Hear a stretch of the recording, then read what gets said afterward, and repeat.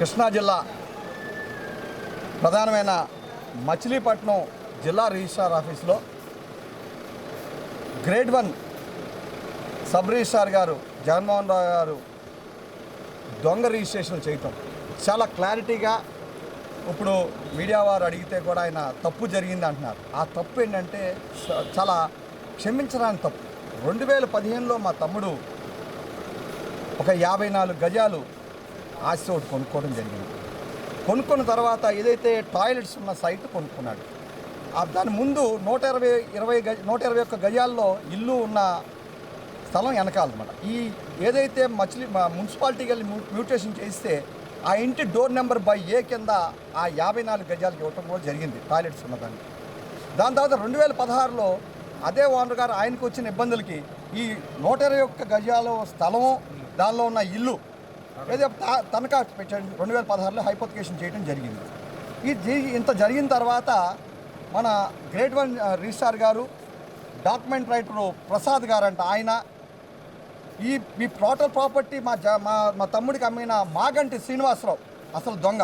ఈ మాగంటి శ్రీనివాసరావు ఏం చేశాడంటే వీళ్ళిద్దరిని మేనేజ్ చేసి డబ్బులు ఇచ్చి మేనేజ్ చేసి వీళ్ళిద్దరిని కూడా మేనేజ్ చేసి 24 అక్టోబర్లో టోటల్ ప్రాపర్టీని వేరే అతనికి అమ్మటం జరిగింది.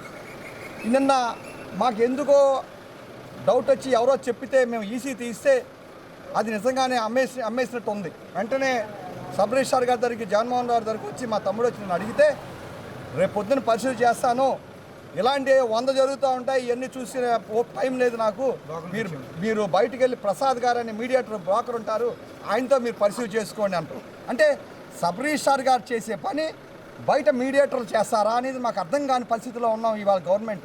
మేము కూటమిలో ఉండి కూడా చాలా బాధపడుతున్నాం. ఎందుకంటే ఇలాంటి ఆఫీసర్స్ వలన ఎంటైర్ గవర్నమెంట్కి చాలా బ్యాడ్ నేమ్ వస్తుంది. ఇలాంటి ఆఫీసర్స్ని ఇమ్మీడియట్గా వీళ్ళని సస్పెండ్ చేయటమే కాదు, మరి వాళ్ళని జాబ్ రిమూవల్ చేయాలి ఇలాంటి వాళ్ళు. ఎందుకంటే వీళ్ళ ఆదర్శంగా తీసుకుని 10 మంది పాడైపోతారు, 100 మంది ఆస్తులు డ్యామేజ్ అవుతాయి. ఇలా ఎలా ఉందంటే మచిలీపట్నంలో ఆస్తున్న ప్రతి ఓడు కూడా పొద్దున ఒక ఈసీ సాయంత్రం ఒక ఈసీ తీసుకోవాలి.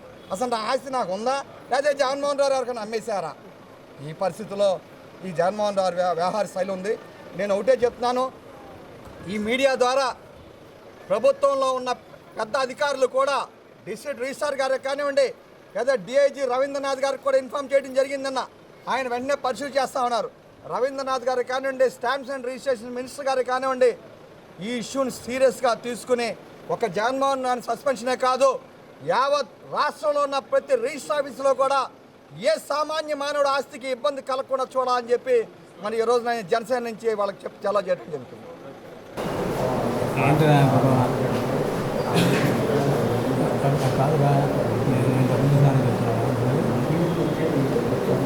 కాదురా నేను డబ్బులు చేశాను చెప్పావా? కాదురా నేను అడిగినా చెప్పు సమాధానం.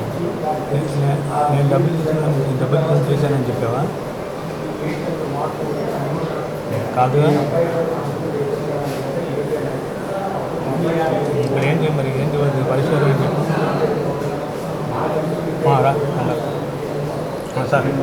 నమస్తే ఫ్రెండ్స్, నేను మీ రూపిణ్ణి. మీ అందరూ చాణక్య ఛానల్లో వీడియోస్ చూస్తున్నారు కానీ వాటికి లైక్ చేయట్లేదు అండ్ సబ్స్క్రైబ్ చేయడం మర్చిపోతున్నారు.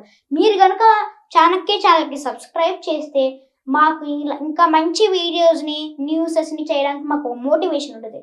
Thank you and don't forget to subscribe Chanakya channel.